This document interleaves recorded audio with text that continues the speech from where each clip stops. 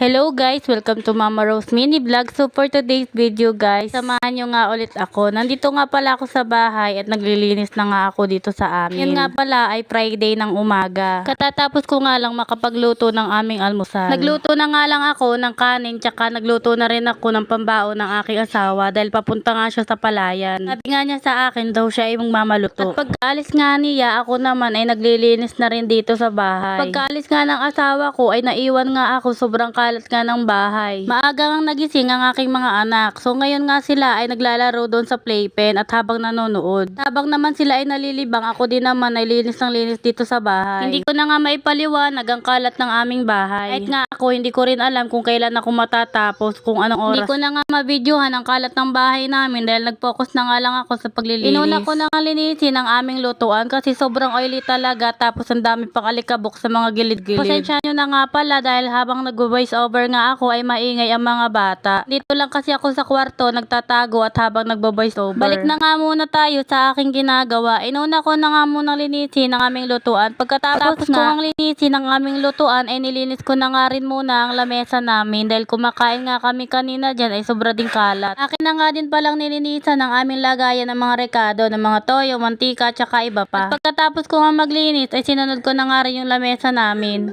At habang naglilinis nga ako ng aming lamesa ay napansin ko nga na yung water jug namin ay tumutulo, kaya naman inilipat ko sa kabilang water jug. Sayang din naman kasi kung matapon yun kasi nga binili din namin yun, mineral din kasi yun. Napan nga ako sa pagbubuhat ng aming water jug kasi nga mabigat. Ito kasi ay nakalimutan ng aking asawa. Nasabi ko na nga yun, kaya nga lang siguro nalimutan niya sa dami din naman kasing ginawa niya. At saka kasi nagmamadali din nga siya sa kanyang pagpunta sa palayan at marami pa kasi siyang gagawin. Habang naglilinis nga ako ng aming lamesa ay dinamay ko na nga din punasan ng aming pader. At sunod na nga ang aking mga ginagawa dyan. At habang naglilinis nga ako ay umiiyak na rin yung aking anak. Nagpapapansin na nga yung anak ko sa akin. Pero nga sabi ko nga sa kanya, mamaya may ginagawa lang ako, tahan na. Madali na nga ako sa aking mga ginagawa, kaya sabi ko nga sa anak kong si Austin ay patigilin na muna yung kapatid niya at laruin na nga muna. Ang ginagawa ko na nga pala dyan ay naglalampaso na nga ako ng aming sahig. Ilang araw na din kasi ako hindi nakakapaglampaso dahil nga rin nung nakarang araw ay naglaban na rin ako ng aming damit. Tapos ko lang din kahapon maglaban ng damit namin. Sobrang dami nga pala ng nilaban ko kasi ilang araw din nga pala ako hindi nakapaglaba. Kahit hindi naman ako makapaglampaso ng ilang araw, ay medyo malinis pa rin naman. Nagwawalis-walis din naman ako kahit papaano.